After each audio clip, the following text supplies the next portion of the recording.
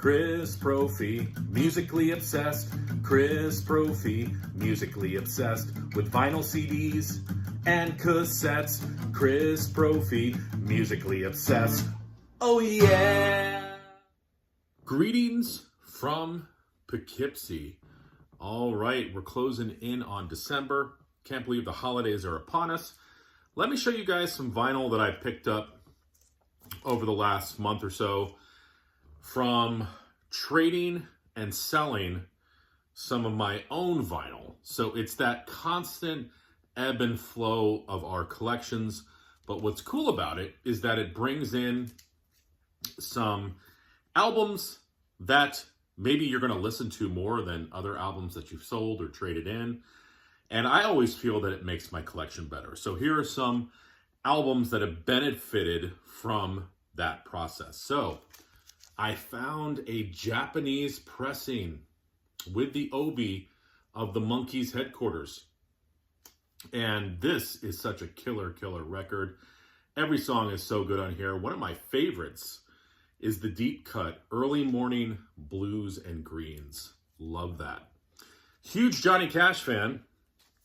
Been meaning to pick this up. I found the Time Life country music compilation. Now, Time Life put out a bunch of these on a bunch of different country artists. I'm not going to get any other ones. I'm good with the Johnny Cash. 9 songs. You've got One Piece at a Time on here. Daddy Sang Bass, A Boy Named Sue, I Walk the Line. Just always entertaining listening to Mr. Johnny Cash. All right, this one. Not a popular album in the Beach Boys canon. I get it, 15 big ones. This is a reissue, back to basics. 180 gram, 15 big ones. The cover is terrible. Maybe some of the song choices aren't the best either. This was sort of the Beach Boys' attempt at becoming relevant again. But there still are a few good tunes on here. Brian Wilson is involved. The Olympics are involved.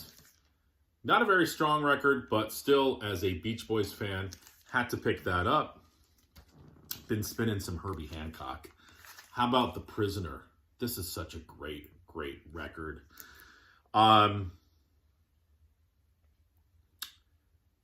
1, I Have a Dream and The Prisoner, both Herbie Hancock self-penned tunes. Side 2, Firewater, He Who Lives in Fear, and Promise of the Sun. This is a Blue Note reissue. The packaging and vinyl are killer. I'm a big-time Rolling Stones fan, as a lot of you are, but I don't need everything by the Rolling Stones, but I wanted to pick up this album. This is one of my favorites. The double masterpiece, well, in my mind, a masterpiece, Exile on Main Street. Love this record. Been listening to it a lot over this past few days. I love the bluesy textures in so many of these songs. It's got a rough, sort of on the edge quality to it. Love this record. This is a reissue. Exile on Main Street, such a killer record. They just reissued Ozzy Osbourne's Bark at the Moon. I didn't really know this album that well. Of course I knew Bark at the Moon. But the tune's so tired. It sounds like it could be an ELO tune. And I'm going to tell you this right now. Maybe some of you don't like it, but I love Don Airey's keyboards on this record. I think it adds such a cool texture to a lot of these tunes. Ozzy Osbourne, Bark at the Moon. How about this? Barnes & Noble exclusive of the Grateful Dead's last studio album, Built to Last. Not the strongest Grateful Dead album, but still you've got some cool tunes on here like Foolish Heart. I like Victim or the Crime. Standing on the Moon is a great song. Picasso Moon is good. The title track. So still some good stuff on here. And sadly, this would be the Grateful Dead's last studio record. And let's end with this, an underrated classic by Aerosmith, Night in the Ruts. Love that cover photo. And you've got the hit. Well, the hit, I don't know how much of a hit it was. It was on the greatest hits. Remember Walking in the Sand. I love No Surprise. Chiquita is great. You've got Cheesecake on here. Loved songs that are named Cheesecake.